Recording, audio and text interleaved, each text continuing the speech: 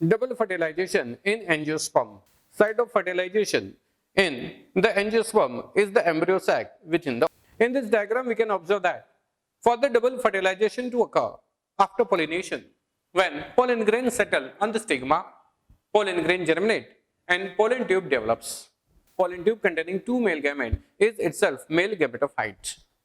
This pollen tube containing two male gametes passes through the style towards the ovary, where embryo sac is developed inside the ovule. In the embryo sac, egg cell and secondary nucleus are present that we know. Egg cell is a haploid and secondary nucleus is a diploid. And these cells now participate in the fertilization. In this diagram, we can observe when the pollen tube reaches at this micropylar ends, the tip of the pollen tube breaks and both male gametes enter into the embryo sac. Here, at that time, the synergids which constitute the filiform apparatus play a significant role.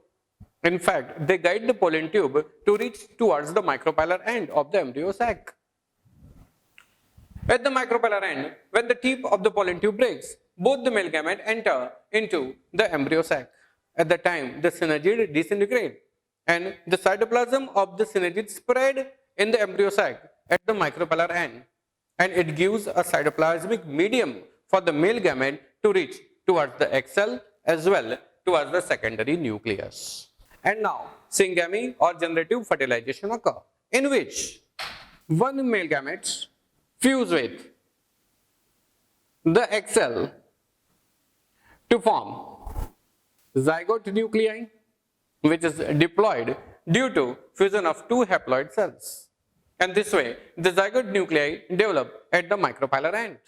After the syngamy, the triple fusion occur, in which the second male gamete fuse with secondary nucleus, which is diploid, to form primary endosperm nuclei, which is triploid.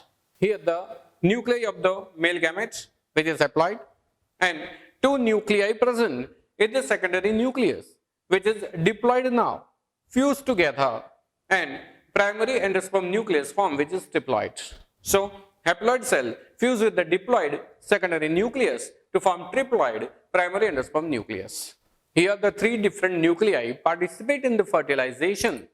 That's why it is called triple fusion, in which one nuclei is of male gamete and two different nuclei present in the secondary nucleus fuse here, and that's why it is a triple fusion, which is also called vegetative fertilization.